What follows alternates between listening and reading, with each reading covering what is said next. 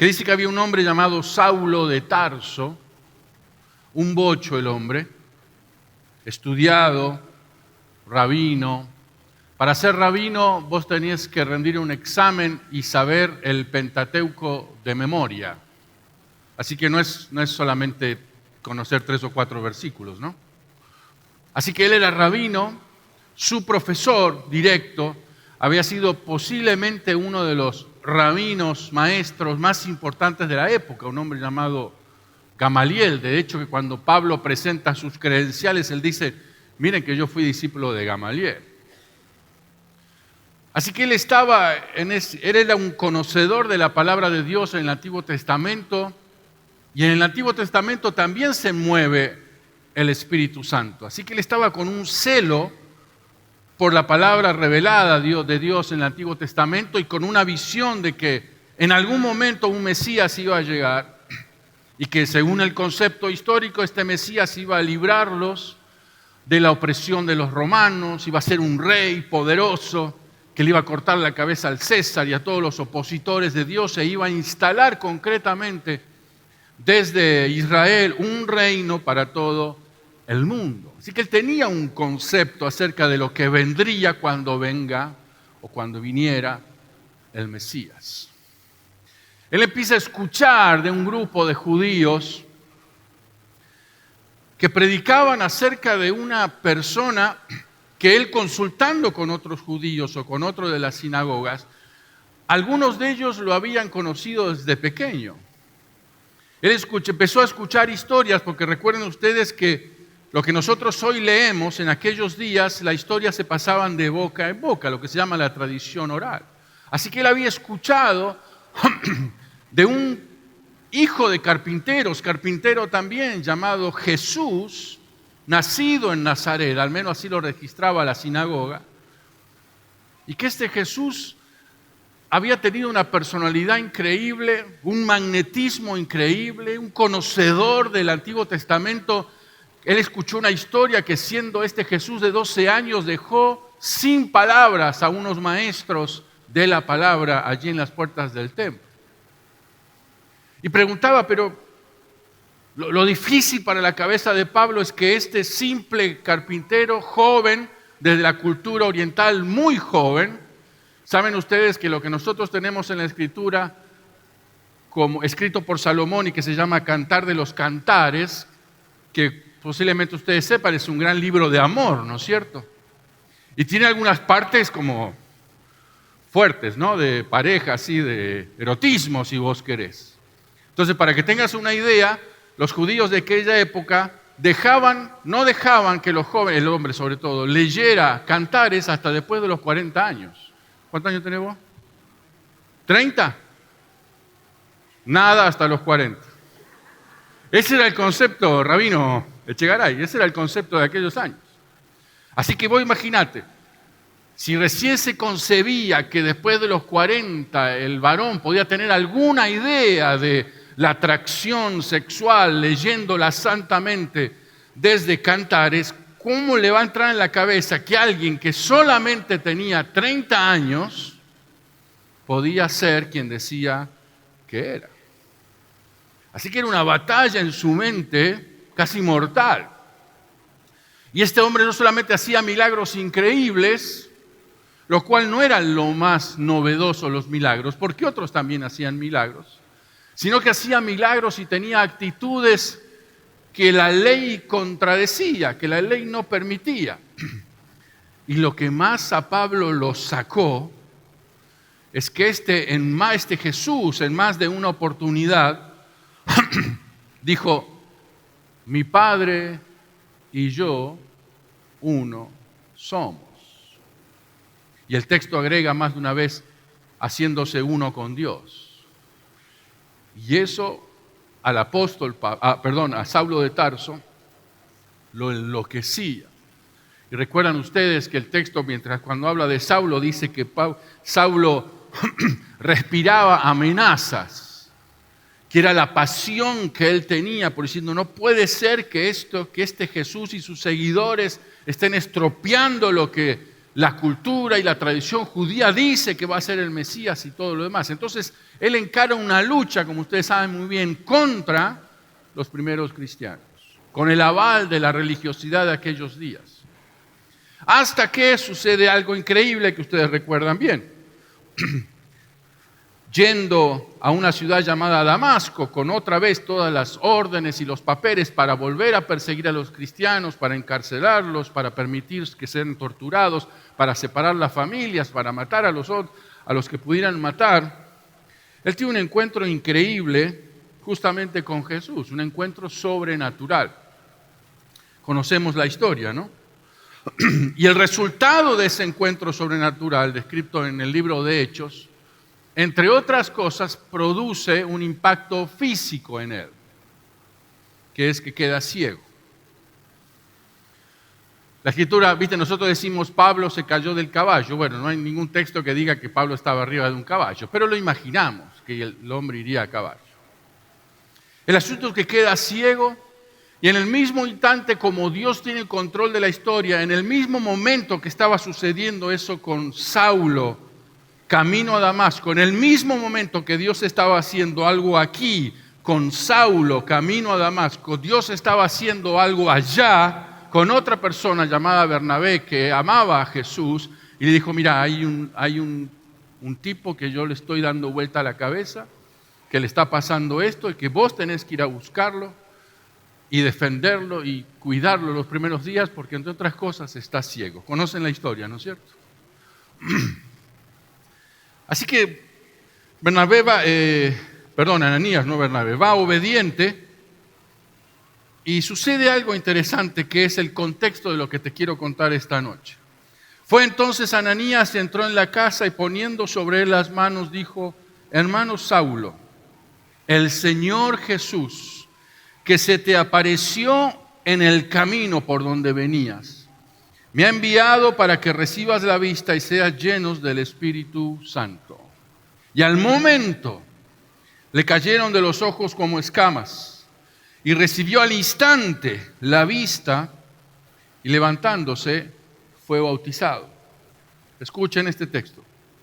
Y habiendo tomado alimento, recobró fuerzas. Escuchen atentamente. Y estuvo Saulo por algunos días con los discípulos que estaban en Damasco. Y estuvo Saulo por algunos días con los discípulos que estaban en Damasco. Yo quiero hablarte de esos días en que Saulo estuvo con los discípulos o con algunos de los discípulos que estaban en Damasco. Como dije, Saulo era un intelectual, conocía al detalle el Antiguo Testamento, conocía al detalle las profecías del Antiguo Testamento, desde las promesas de Dios en el mismo Génesis de que vendría un Salvador, todos los libros proféticos que hablan de la venida de Jesús, Isaías en particular, a Isaías se lo llama también el Evangelio del Antiguo Testamento, porque es el texto del Antiguo Testamento que más habla sobre el Mesías Jesús. Así que Saulo esa la tenía recontra clara, pero de pronto, todo lo que él sabía fue confrontado, toda su teoría, escuchen, toda su teoría fue confrontada con la realidad de una persona.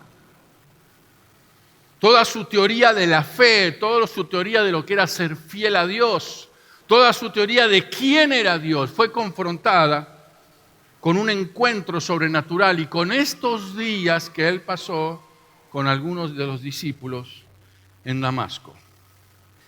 Creo que dije esta mañana, a Pablo se lo conoce, entre otros nombres, como la persona que escuchó de la vida de Jesús, no lo vio a Jesús, escuchó de la vida de Jesús. Y de las personas que escuchó de la vida de Jesús, no eran las personas más leídas, más instruidas, porque escuchó de la vida de Jesús de boca de los discípulos. Y como ustedes saben muy bien, quizás el más leído, como se dice, sería hasta el mismo Judas Iscariote o Mateo, porque el hombre era una especie de contador, así que alguna instrucción tenía, pero el resto eran personas muy sencillas y muy humildes. ¿Recuerdan ustedes la experiencia cuando llevan a Pedro a hablar delante del Sanedrín? Ya Jesús no estaba y le habían prohibido hablar acerca de Jesús y de orar por la gente, etc. Y cuando Pedro comienza a contar por qué hacían lo que hacían, los sacerdotes se asombraban de que alguien del vulgo, dicho en nuestro buen criollo, que alguien tan bruto como Pedro pudiera explicar lo que explicaba acerca del poder de Dios y de la fe. Y la frase dice, y reconocían que habían estado con Jesús.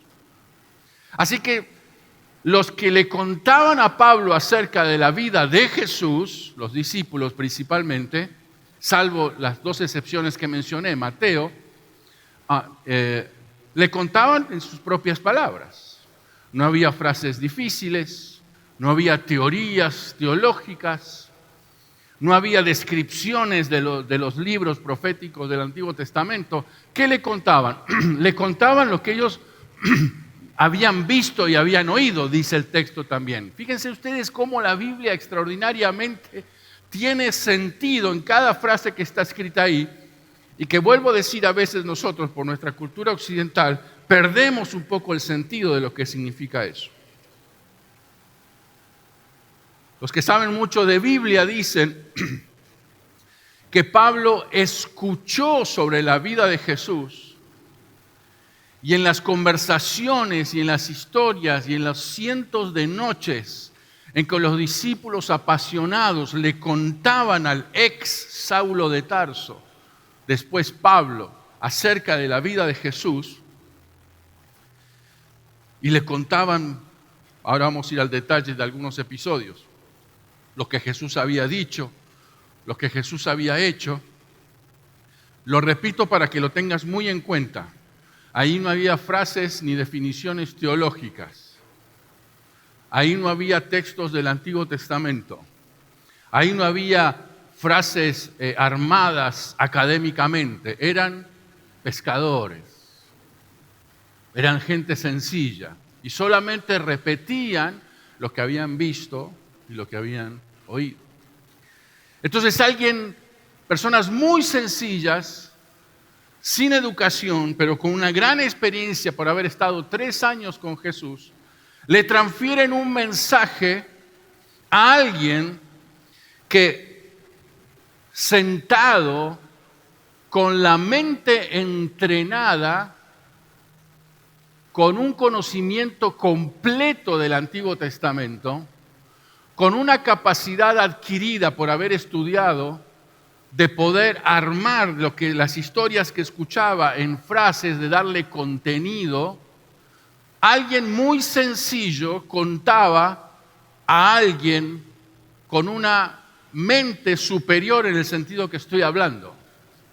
Entonces, habiendo sucedido esta acción, los que saben mucho de Biblia dicen que Pablo tuvo la capacidad sobrenatural de escuchar historias sencillas de la vida de Jesús y transformarlas en cuerpos teóricos que nosotros llamamos doctrina.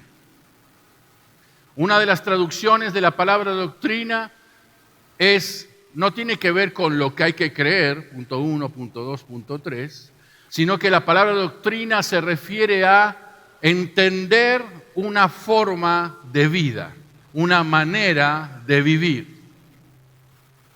Así que Pablo escuchaba 1000 historias. Yo imagino los discípulos sentados ahí alrededor de la mesa contándole a Pablo, mirá, y vos sabés que Jesús esto. Entonces uno interrumpía, pero ¿te acordás la vez que estábamos en el bote y el bote se movía para todos lados y nos dio un miedo? Se manifestó el micrófono. Perdón, la culpa es mía. ¿Me lo pongo acá? Ahí está, gracias, Marcos. Lo veo a Marcos muy contento hace 2 días, no sé por qué.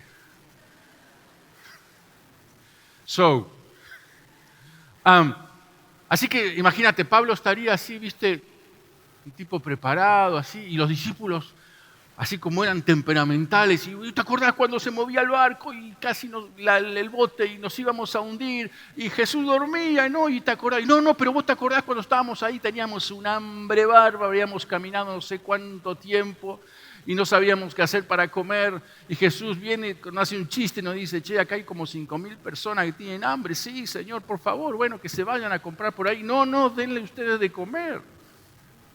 Así que los discípulos contarían así, historias sencillas. Y Pablo escuchando, con mentalidad analítica, estableciendo, mirando detalles y recibiendo por inspiración del Espíritu Santo las frases y los textos para explicar después a todo el mundo conocido de aquel entonces lo que significaba seguir a Jesús. Qué tremendo, ¿no? Qué extraordinario Dios, cómo usa todo tipo de personas.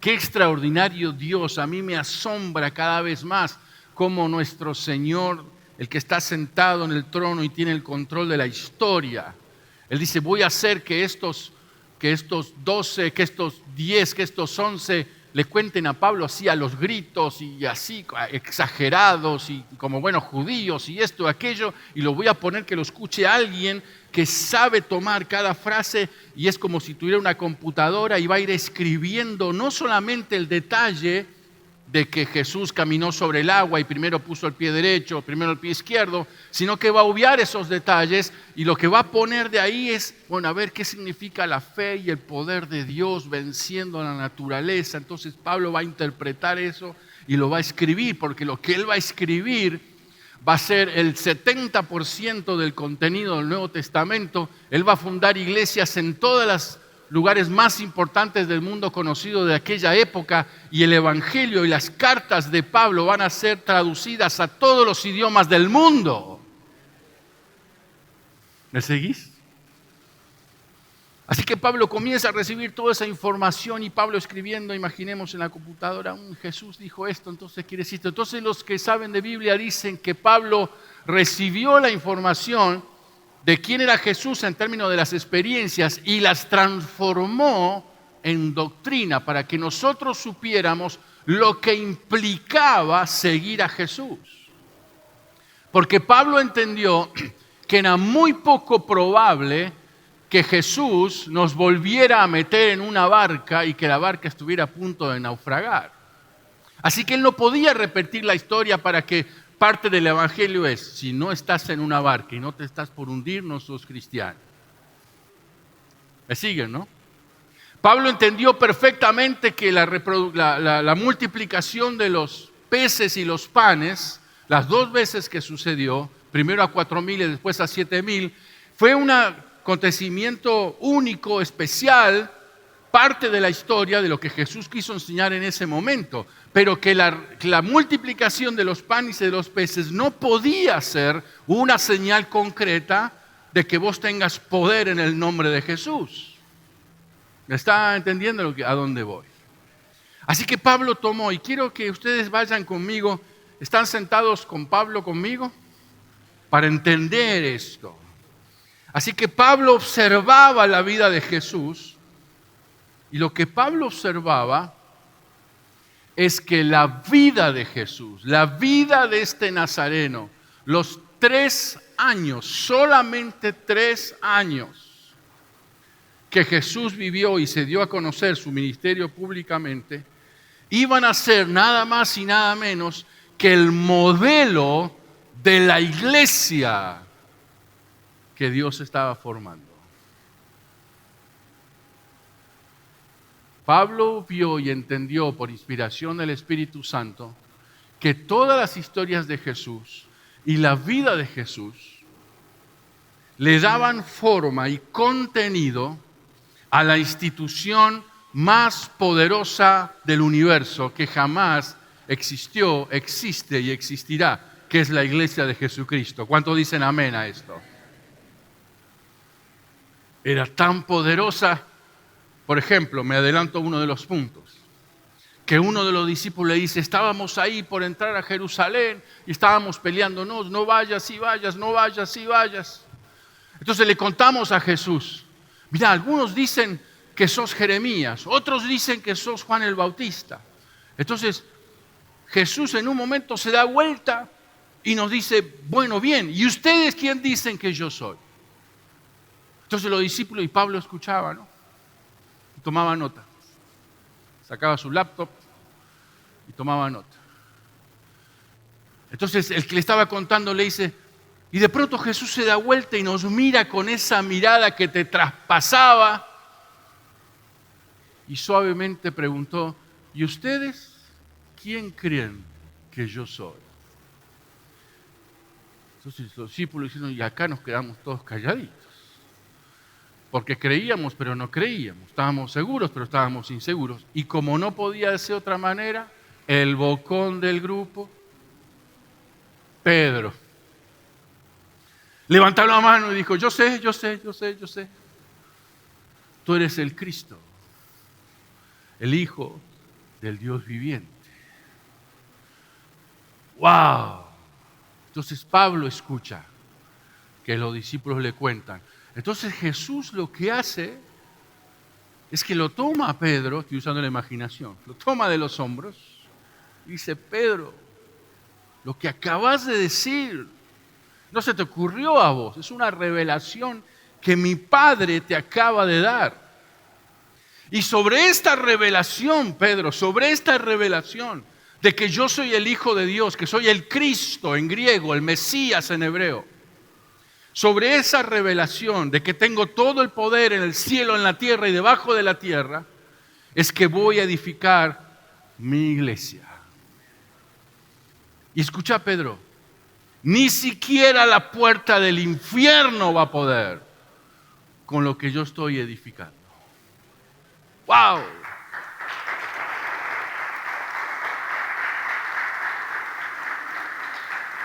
Entonces,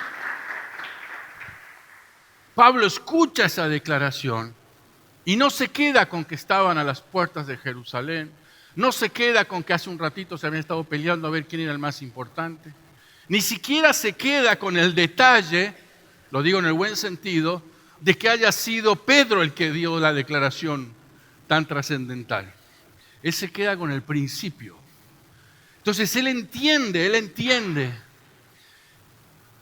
que la misión de los que creían en Jesús eran justamente ser instrumentos de Dios para crear esta institución todopoderosa que de verdad iba a ser usada por Dios para cambiar el mundo para siempre. Entonces, Pablo escribe más de una vez en alguna de sus cartas, en mis palabras, no te metas con la iglesia de Jesucristo. Nadie puede contra la iglesia de Dios. Pablo escribe en nuestras palabras, ojo con los que se ponen a hablar mal de la iglesia de Dios y de los líderes de la iglesia de Dios.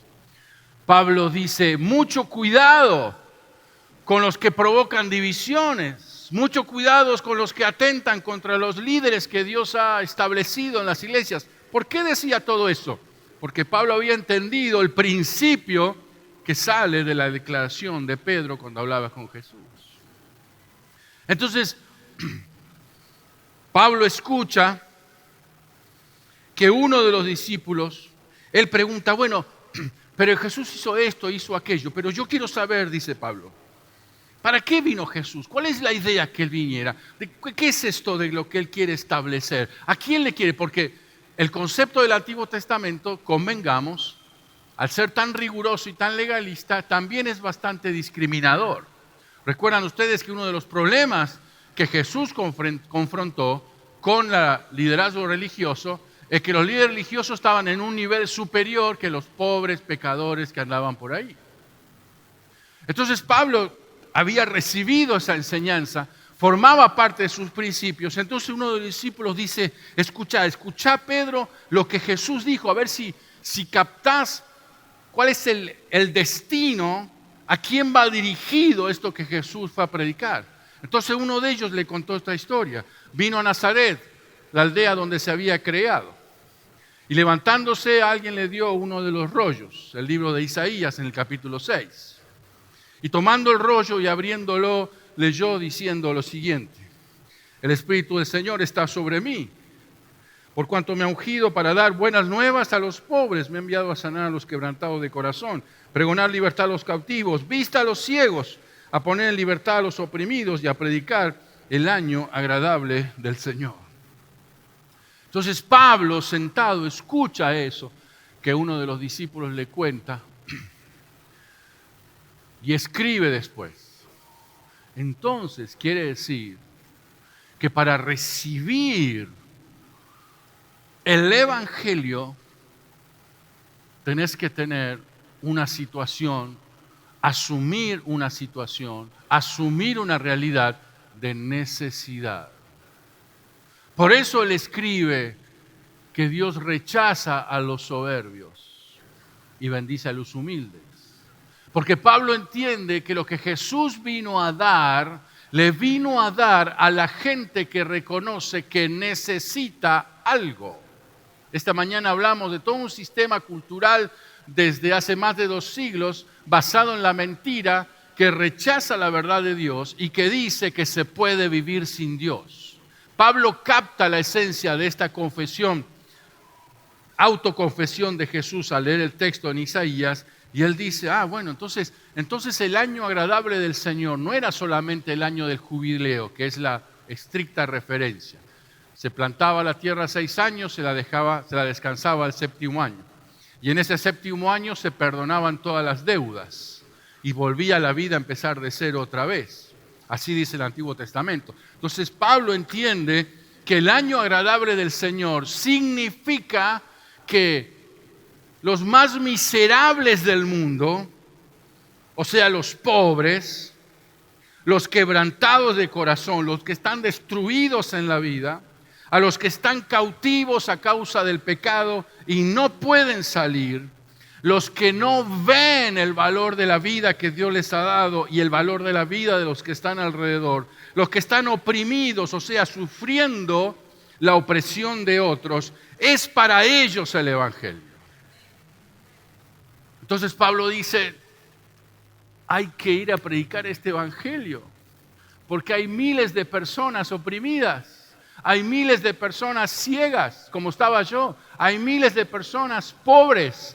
Y no solamente pobres en términos de lo económico, pobres de espíritu, ¿no es cierto? Hay gente que es tan pobre que yo conozco, tan pobre, que lo único que tiene es dinero. Así que el apóstol Pablo dice, este es el Evangelio. Primer principio, el Evangelio es para los necesitados. Por eso la entrada al Evangelio es el quebranto de corazón.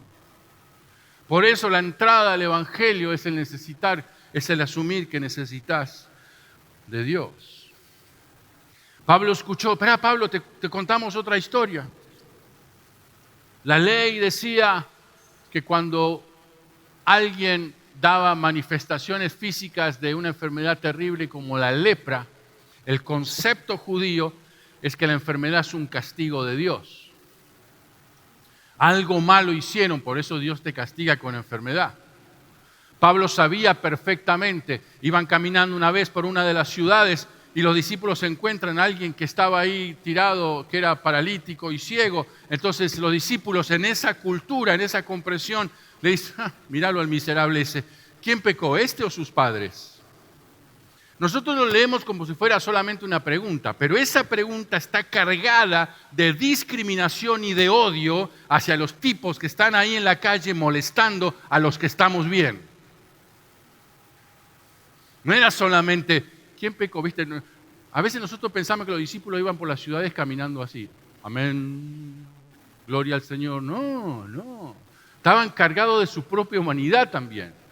Y lo cierto es que aún hoy el mendigo molesta. El leproso, como se llame hoy, también molesta. El mendigo de la calle te confronta con tu propio bienestar. El chico que te pide lavar el parabrisas para que le des unos pesos. Vos no sabés si se va a comprar un sándwich o se va a comprar un porro. Y generalmente no le damos porque casi sabemos de memoria que se va a comprar un porro. Hay un dicho en evangelismo que dice, cuando vas a repartir tratados a la calle, no le des tratados al mendigo, porque el mendigo tiene hambre, así que él se va a comer el tratado. Dale un sándwich y después dale el tratado evangelístico. ¿Me siguen, no? Así que Pablo escucha la historia de uno de los discípulos. Dice, había un montón de leprosos ahí. Y Pablo dice, bueno, leprosos, ya sabemos. Gente castigada por Dios porque algo malo hicieron. Y una vez íbamos por una ciudad y nos encontramos con ese ahí todo mugriento, oloroso, estaba ciego, dele gritar y qué sé yo, sé cuánto. Así que claramente, escúchame Pablo, nosotros íbamos con Jesús. Atendeme.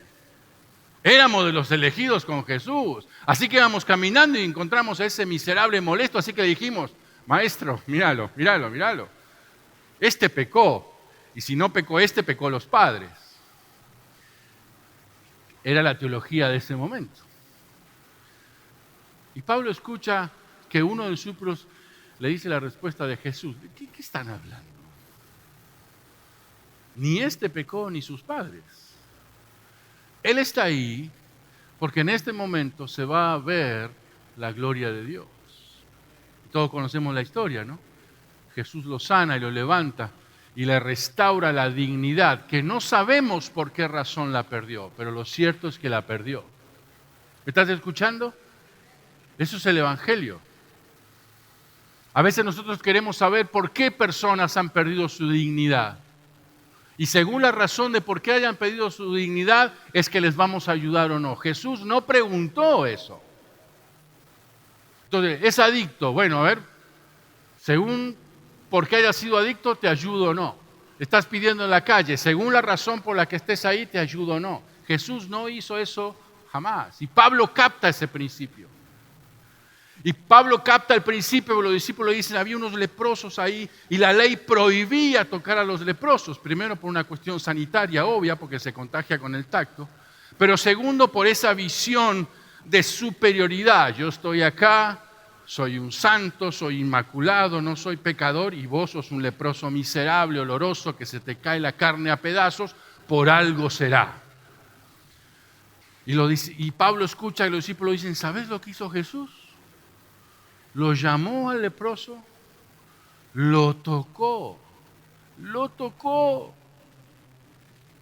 El que era santo y puro se animó a tocar a lo más inmundo de la tierra. Y lo santo y puro de Dios, obviamente, va a vencer a lo más impuro de la tierra, siempre. Y el leproso fue sanado y restaurado. Así que Pablo escuchó que Jesús rompía los límites de la religiosidad, porque lo más importante para él era cómo estaban las personas. ¿Me está escuchando lo que estoy siguiendo? Pablo escucha que otro de los discípulos, ¿se acuerdan que estuvo unos días con los discípulos en Damasco? Así que no habrán estado durmiendo 2 días, 3 días, una semana. Habrán estado de conversar, a ver, mirá esto, y Pablo preguntando. Entonces uno de los discípulos dice, una vez íbamos caminando con Jesús, no sabía. Jesús era un caminador serial, porque nos hacía caminar kilómetros y kilómetros, y teníamos un hambre tremendo. Así que menos mal que al maestro se le ocurrió pasar por un campo de trigo, así que nosotros íbamos caminando y disimuladamente íbamos arrancando algunas espigas. ¿Vieron alguna vez hacer esto, no? Que sacan así para sacar la hoja, qué sé yo, y está el grano, y comenzamos a masticar. Y bueno, el maestro nos vio y no nos dijo nada, pero claro, teníamos un hambre bárbaro. Y el problema no era haber sacado del campo, porque una ley judía decía que cuando alguien pasaba por un campo sembrado y tenía hambre y era pobre, la ley le autorizaba robar un par de cosas para comer. Pablo escucha, y sabes cuando algunos religiosos vieron eso, no se enojaron porque hayamos comido porque teníamos hambre, se enojaron porque era día de reposo, era el sábado. Y en el sábado la ley judía dice que no se puede trabajar.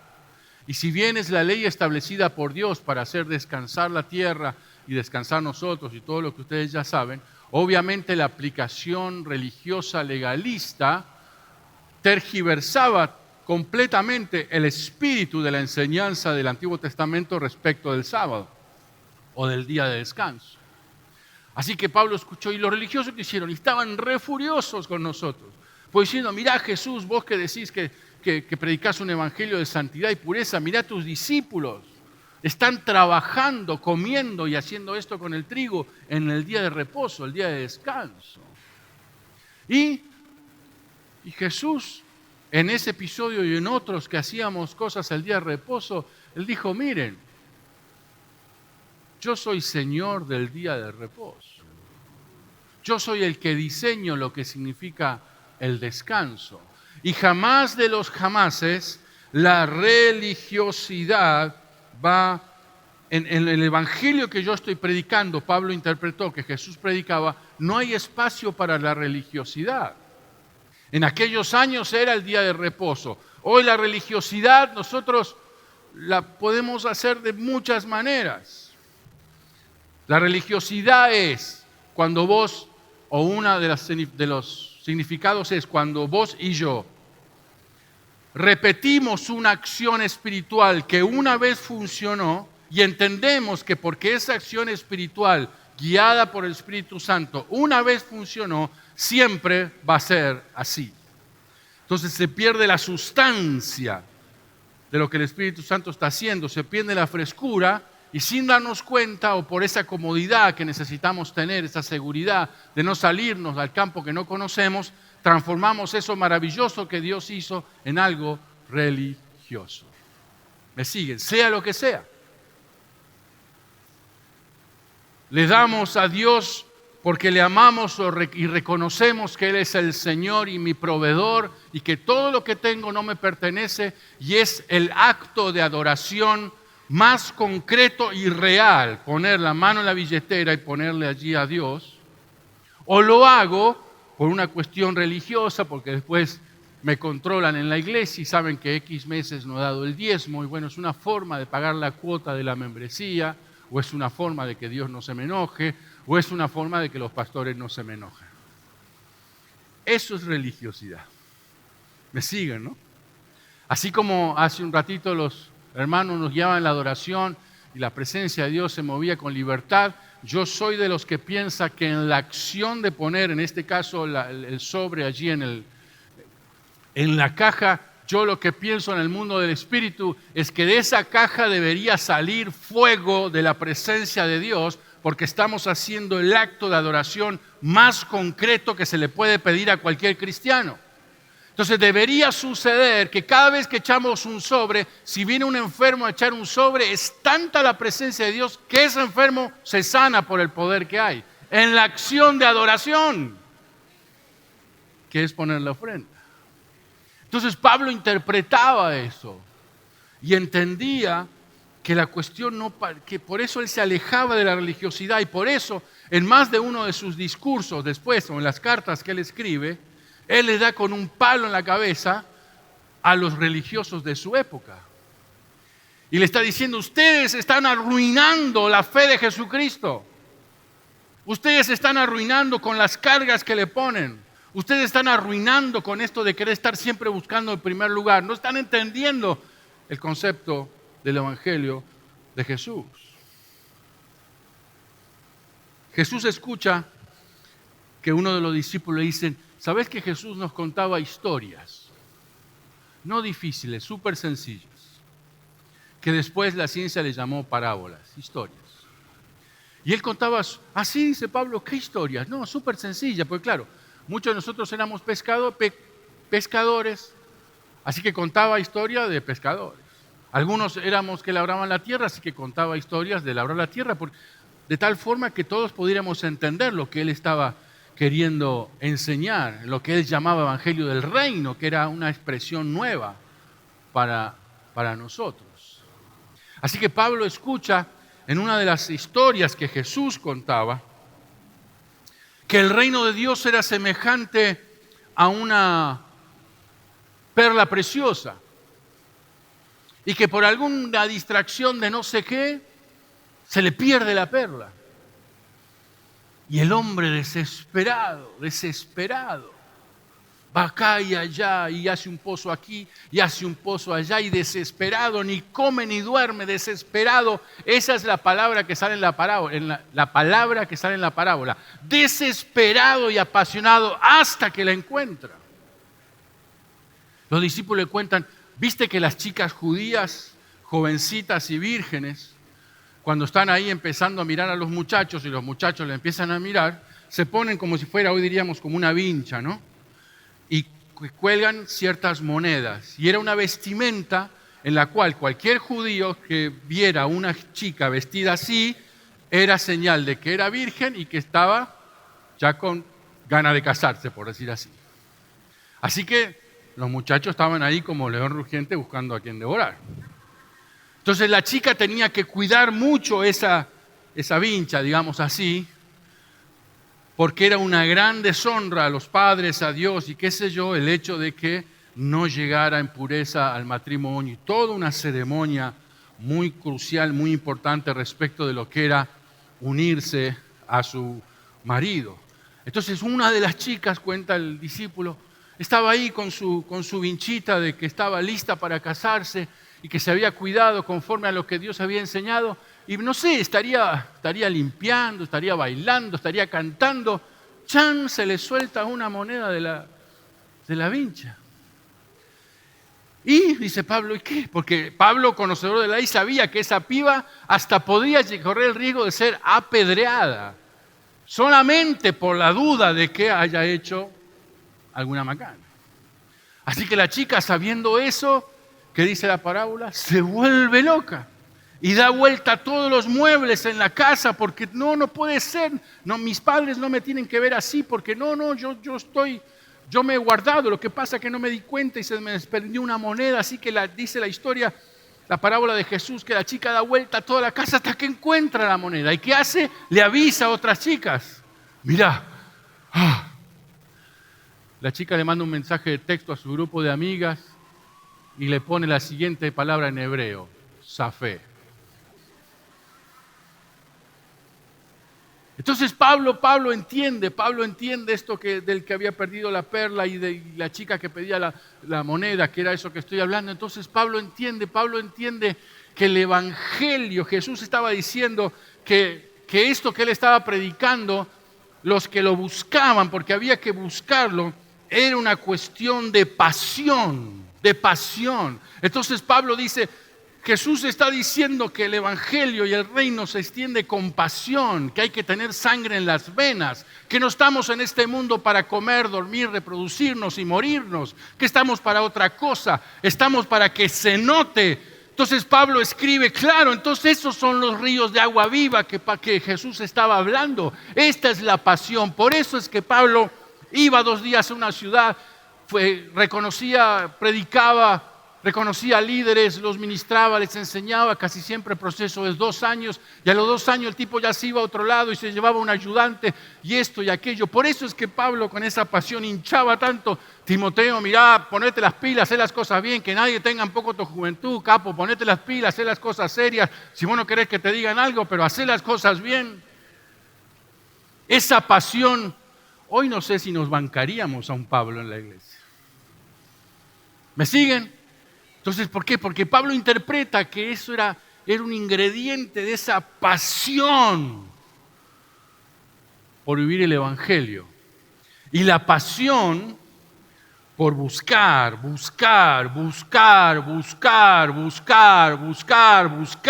hasta la que presencia de Dios llena tu vida y llena tu casa. Es no acostarse a dormir hasta que vos sentís claramente que Dios está donde vos estás. Pablo entiende eso. Y uno más. Pablo escucha que otro discípulo le cuenta, no sabés lo que pasó una vez. Estaba Jesús enseñando y Jesús ve que siempre venía una multitud a escuchar a Jesús, inexplicablemente, porque venían a escucharle a él los que le seguían, a los que les interesaba lo que estaba diciendo, pero también venían a escucharlos los que lo odiaban. Y Pablo dice, ¿cómo es eso? ¿Y por qué? Entonces Pablo dice, a ver, analiza quiénes venían. Y venían los que seguían a Jesús, venían los que les interesaba lo que él decía, a ver si recibían algo. Y venían también los que odiaban a Jesús. Y le retrucaban lo que él decía. Entonces Pablo piensa, claro, lo que pasa es que la personalidad de Jesús atraía a las personas hacia él. Pablo escribe después, la personalidad de Jesús atrae a las personas. Cuando un hombre o una mujer vive con la decisión de dejarse gobernar por la presencia del Espíritu Santo, algo sucede en esa vida, porque tu vida comienza a ser un imán para que otras personas sean atraídas al Evangelio. Entonces Pablo dice, bueno, ¿y qué pasó? Y bueno, Jesús está predicando. Entonces en un momento, claro, estos fariseos le habían dicho tantas cosas a Jesús que a Jesús hasta acá le llegó. Entonces Jesús en un momento se enoja y dice, bueno, a ver, interrumpió su enseñanza y dijo, a ver, paremos acá, escúchenme ustedes. Aquí están los que me siguen porque me aman. Y aquí los interesados. Y aquí todo grupo son los fariseos. Discúlpenme, de onda lo digo. Entonces Jesús dice, escúchenme atentamente ustedes dos. Estos dos grupos, escúchenme atentamente. Mírenlos a ellos. Son los que más saben acerca de cómo hacer la voluntad de Dios. Son los que más saben acerca de cómo hacer la voluntad de Dios. Entonces Jesús, dice uno de los discípulos, dice algo increíble. Él dice, ustedes hagan todo lo que ellos dicen. ¿Escucharon bien? No, pero mira ese fariseo. No, escúchame. Hagan todo lo que ellos dicen. Pero no hagan nada de lo que ellos hacen. Y yo puedo imaginar a Pablo sentado. No me digas que dijo eso. Los mató, los reventó. Pará, dice el discípulo. Y fíjate, escuchá cómo terminó esa noche. ¿Y cómo terminó? Y termina Jesús estaba calentito. Y termina Jesús de hablar y se empiezan a saludar, ¿viste? Como el culto. Termina Jesús su enseñanza. Y Jesús se va donde está sentado Simón el fariseo. Le acababa de decir lo que le dijo. Y Jesús le dice, che Simón, ¿qué te parece si me voy a cenar a tu casa? ¿Cómo? Sí, Jesús le dijo a Simón, ¿qué te parece si preparas algo y me voy a cenar a tu casa? En el concepto hebreo, sentarse a comer no era cualquier cosa. Entonces Pablo dice, a ver, entonces lo que yo interpreto como principio del Evangelio es que Dios no hace acepción de personas. Lo que yo interpreto del Evangelio de Jesús es que el Evangelio de verdad es para todos. Lo que yo interpreto del Evangelio de que Jesús predicó es que Jesús mira el fondo del corazón. Y Jesús vio en Simón el fariseo un alma sedienta de algo y que estaba oculto por su religiosidad y su severidad y etcétera. Entonces Jesús fue al grano porque en idioma judío le dijo, Simón, yo quiero que compartir la mesa con vos y yo solamente me siento con amigos a la mesa, no me siento con enemigos. ¿Me está escuchando lo que digo? Entonces, Pablo escucha todo eso y su cabeza a mil. Escuchen. Pablo observa, Pablo piensa, Pablo medita y Pablo saca una gran conclusión que la escribe después. La escribe en una de las cartas a una de las iglesias que él fundó en Grecia, en una ciudad llamada Corinto. Y Pablo escribe un texto que nosotros en general hemos interpretado mal, o al menos en forma no suficiente, Porque creemos que cuando Pablo habla del amor entre nosotros. Habla del amor de pareja. Habla, viste, la receta para los consejos de matrimonio. Mira que el amor todo lo soporta, todo lo espera. Y si bien no está mal usarlo para eso, pero no era el sentido inicial con el cual Pablo escribe lo que nosotros conocemos como 1 Corintios 3. Entonces Pablo, escúchame. Pablo, leyendo la vida de Jesús y habiendo entendido que la vida de Jesús iba a verse en algo llamado iglesia y que iba a ser muy difícil para nosotros estar juntos como iglesia. Iba a ser muy difícil para nosotros entender los roles de cada uno, no competir. Iba a ser muy difícil para nosotros. Pero Pablo dice, la cuestión no es lo que pasa dentro de la iglesia. La cuestión es que la iglesia entienda lo que tiene que pasar fuera del templo. Cuando Pablo escribe 1 Corintios 13, no están pensando en que vos y yo nos agarramos a los besos y a los abrazos acá y hermano te amo en el amor del Señor. No es para eso 1 Corintios 13. Pablo está pensando en el valor más importante del Evangelio, que es el amor de Dios.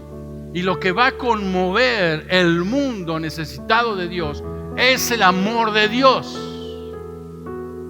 Y todo lo que nosotros hagamos por amor a Dios es lo que le da sentido a lo que hacemos en el nombre de Dios. Yo he descubierto como líder de una congregación que mi mayor desgaste en mi relación con la congregación y con la tarea pastoral no es por la culpa de las ovejas y tampoco es por mi pecado. Gracias a Dios, si bien soy un pecador, no peco deliberadamente, sino que lo que rompe ese disfrute de estar haciendo lo que Dios me ha llamado es porque he bajado el nivel de mi amor a Dios y mi amor a las personas. Entonces Pablo escribe, si yo hablase lenguas humanas y angelicales y no tengo amor, vengo a ser como un metal que resuena o símbolo que retiñe. Y si tuviese profecía y entendiese todos los misterios y toda la ciencia, y tuviera toda la fe de tal manera que le dijera a este monte, movete de acá para allá, pero no tengo amor, fíjate lo que dice, nada soy. No soy la esencia de lo que Dios quiere que sea si no tengo ese amor. Si repartiese todos mis bienes para dar de comer a los pobres, aun si entregase mi cuerpo para ser quemado y no tengo amor, de nada me sirve. Porque el amor de Dios, y que es la principal característica en la misión de la iglesia, de verdad, es sufrido, es benigno. El amor no tiene envidia, el amor no es jactancioso, no se envanece, el amor no hace nada indebido, no busca lo suyo, no se irrita, no guarda rencor, no se goza de la injusticia, se goza de la verdad, que hablamos esta mañana, se goza de la verdad. Dios le está hablando a la iglesia para que entienda el concepto de la verdad en esta época. Todo lo sufre, todo lo cree, todo lo espera, todo lo soporta. Al final Pablo escribe, claro, la iglesia es eso, que permanezca la fe, la esperanza y el amor, los tres, pero el mayor de ellos es el amor. El mensaje de 1 Corintios 13, amados míos, explica el clima de la misión de la iglesia.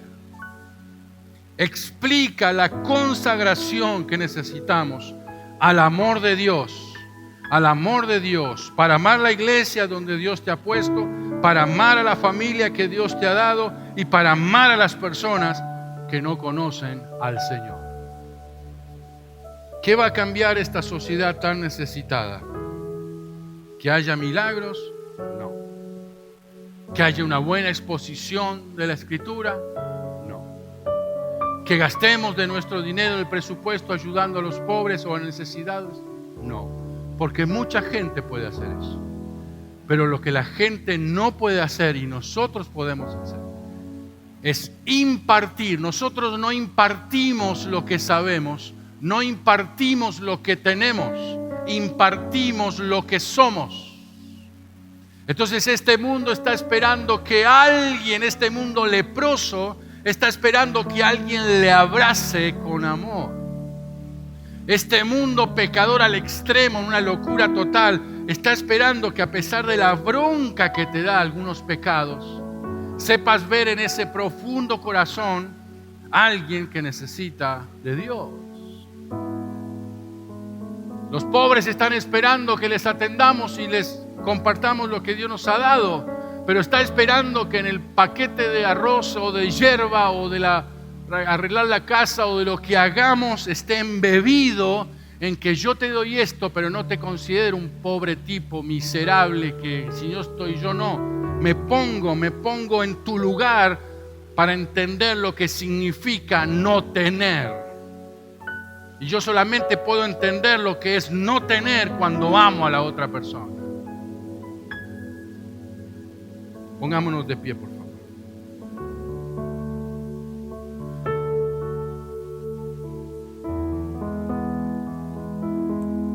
Termino.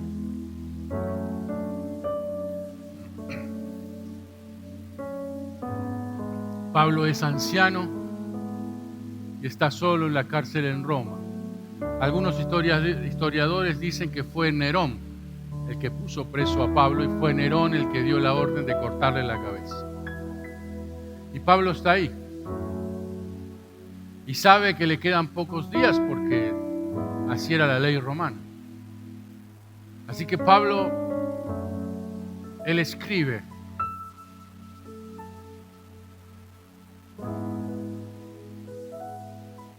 Su última carta a los filipenses, la escribe preso en Roma, en una cárcel maloliente, lleno de ratas, sentado sobre sus propias heces, muerto de hambre, débil, listo para que en cualquier momento se abriera la puerta con el soldado que lo llevara donde iban a cortar la cabeza. Y él, entendiendo la vida de Jesús, él escribe a los filipenses y escribe: alégrense, alégrense. Otra vez les digo, alégrense. Y enfoquen sus pensamientos en lo que es puro, en lo que es honesto, en lo que vale la pena, en lo que es digno. Gasten su tiempo, gasten su energía en lo que realmente vale la pena, porque eso es el Evangelio. No estamos aquí para ser ciudadanos de este mundo, estamos para otra cosa. Alégrense, porque el Evangelio, a pesar de las miserias que por causa del Evangelio podemos llegar a vivir, yo preso pues en el Señor, les digo a ustedes, alégrense. Lo que Jesús vino a predicar de verdad era el año agradable del Señor. Cierra tus ojos donde estás, por favor. Permíteme orar esta noche. Quiero darte 30 segundos para que pienses en lo que hemos hablado.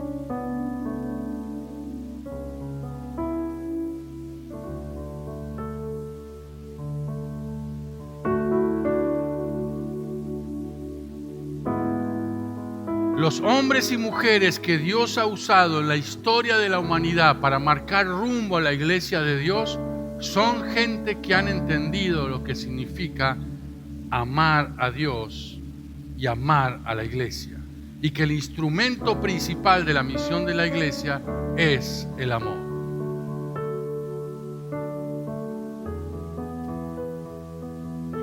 Quiero animarte a que pongas tu mano derecha en tu corazón. La Biblia está llena de símbolos, esto no es magia, pero son símbolos que nos ayudan a comprender ciertas cosas. Por eso los podemos usar. Y la Biblia dice que el centro está en el corazón, porque es de allí de donde sale todo.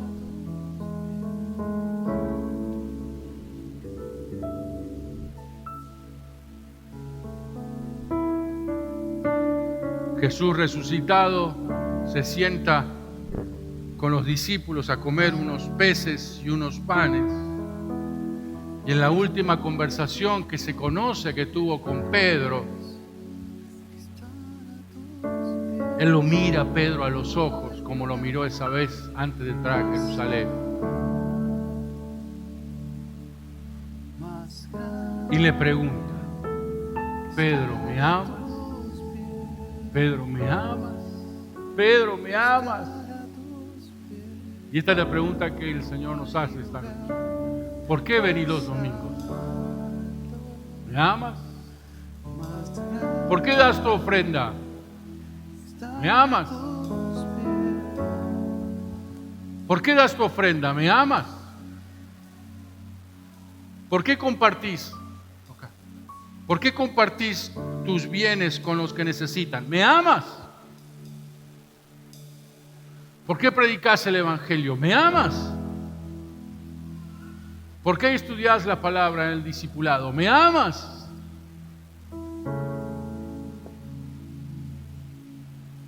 Espíritu Santo de Dios, aquí estamos los que estamos esta noche. Lo que te pedimos, Espíritu Santo de Dios que estás aquí. Yo creo que el Espíritu de Dios está aquí. Por eso esta reunión es importante. Y yo creo que el Espíritu Santo nos relata otra vez la historia de Jesús para que comprendamos la esencia del Evangelio transformador, que no es el poder, es el amor. Ayúdanos, Espíritu Santo, y danos, hace crecer en cada uno de nosotros, comenzando por quien está hablando, una unción de amor a las personas. Amar lo que vos más amás, que es la gente. Amar lo que vos más amás, que es la gente, en el estado en que está la gente. Somos los únicos que podemos sacar una sonrisa de ese que está amargado. Somos los únicos que podemos decir algo para que esa persona amargada, encerrada en su depresión, tenga un disparo de luz desde el Evangelio con una sonrisa. Solamente nosotros lo podemos hacer si le amamos.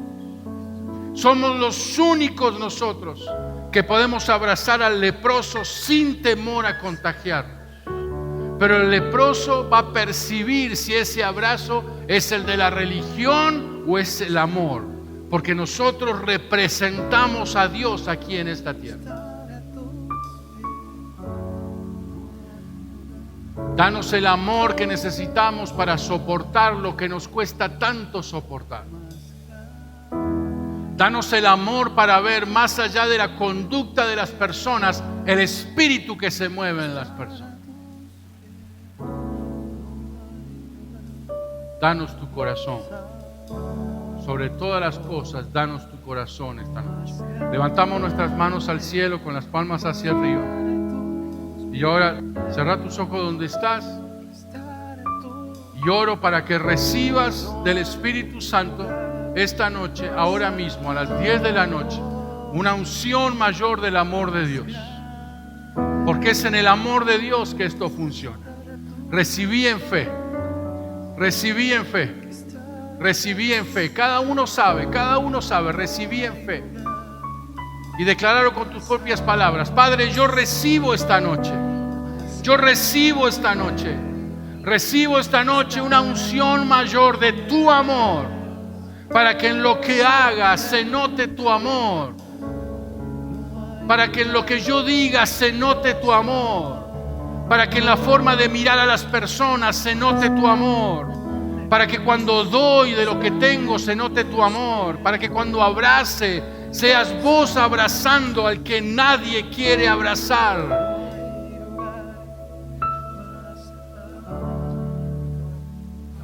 Quiero tener tanto amor como el que vos tuviste, Señor, en la cruz, y en la hora en que podrías haber dicho una orden celestial y los ángeles hubieran bajado y destruido a todos los miserables mentirosos que te llevaron a la cruz. Vos oraste y dijiste: Padre, no les tomes en cuenta lo que están haciendo. Y el Espíritu Santo trajo a la mente de Pablo cuando escuchó esas palabras. Claro, por eso Juan me contó que de tal manera amó Dios al mundo que dio a su Hijo Jesús. Claro, eso es. Por eso Él no pidió la muerte de sus enemigos. Por eso en esa hora le pidió al Padre perdonarlos. No saben, no tienen ni idea de lo que están haciendo.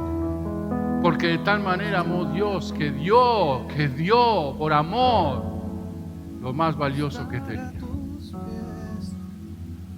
Recibimos esta unción de amor transformador, Señor. Que nuestra vida cambie, que seamos conocidos realmente, que impartamos, que haya una unción sobrenatural en nosotros, que al que le hablamos, al que le miramos, al que tocamos, recibe un toque del amor más extraordinario del universo, el amor que no deja de ser el amor de Dios. Lo recibimos en fe, en el nombre de Jesús. Amén. Amén.